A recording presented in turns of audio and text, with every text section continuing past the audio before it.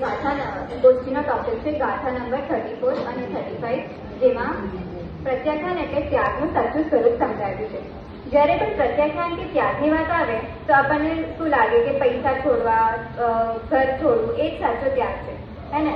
પણ આચાર્યદેવ અહીંયા શું કહે છે કે જે આપણો સ્વભાવ નથી, એટલે જેટલા પણ પરભાવો છે એનો ત્યાગ જ સાચો ત્યાગ છે, એટલે કે પ્રત્યાખ્યાન છે. આને હજી થોડું એલેબરેટ કરીએ તો અનાદિકાળથી આ જીવ શરીર અને આત્માને એક માને છે, તેના પર ભાવોને એક માને છે. કેમ કે આ જીવ અપ્રતિભૂત છે, અજ્ઞાની છે. પણ હવે જ્યારે તત્વજ્ઞાન રૂપી જ્યોતિ પ્રગટ થાય છે ત્યારે એને સમજ આવે છે કે આપણું તો કંઈ છે જ નહીં, ત્યારે હતું જ નહીં અને ત્યારે થવાનું પણ નથી. રોટી, કપડાં, મકાન આપણું થયું એના પહેલા બીજા કોઈનું હતું અને એના પહેલા બીજા કોઈનું. એ સમજીને આ જીવ પ્રતિભૂત થઈ જાય છે, એટલે કે જ્ઞાની થઈ જાય છે. એને જાણ થાય છે કે આપણું તો એકમાત્ર આત્મા જ છે. આવું જાણીને એ મોહ રાગ દ્વેષ રૂપી પરભાવોને અને પર પદાર્થોને આત્માથી જુદા જાણે છે અને એને ત્યાગે છે. એ જ પ્રત્યાખ્યાન છે. હવે જેમ કે કોઈને મોતિયો થયો હોય તો એને બહારની બધી વસ્તુ ક્લિયર ના દેખાય, સ્પષ્ટ ના દેખાય. પણ જ્યારે એ મોતિયો ઉતરી જાય તો એને બધી વસ્તુ સ્પષ્ટ ક્લિયર દેખાવા લાગે. એવી જ રીતના આ જીવના જ્ઞાનમાં મોહ રાગ દ્વેષ રૂપી પરભાવોનો મોતિયો થયો છે, એટલે એનો સ્વભાવ સ્પષ્ટ દેખાતો નથી. પણ જ્યારે એની મિથ્યા બુદ્ધિ દૂર થઈ જાય છે ત્યારે એને એના સ્વભાવની જાણ થાય છે અને એને સમજ આવે છે કે એનો સ્વભાવ તો માત્ર જાણવા દેખવાનો જ છે.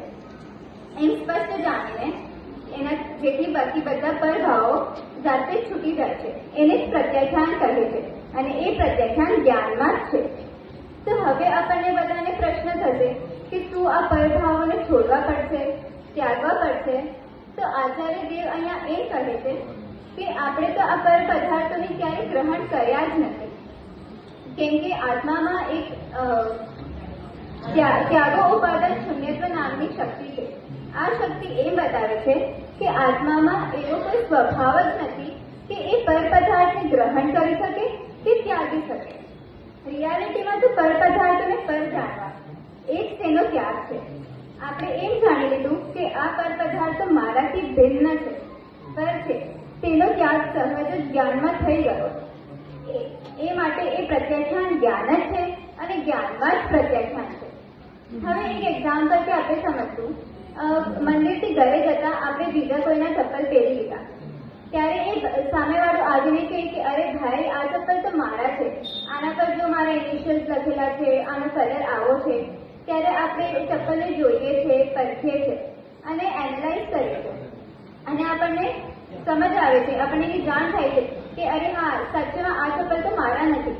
અને જેવું આપણને એ જાણ થાય છે, આપણને જ્ઞાનમાં સમજ આવે છે કે આ ચપ્પલ મારા નથી, એ સહજ જ એ ચપ્પલનો ત્યાગ થઈ જાય છે. આપણે એને છોડી દઈએ છીએ.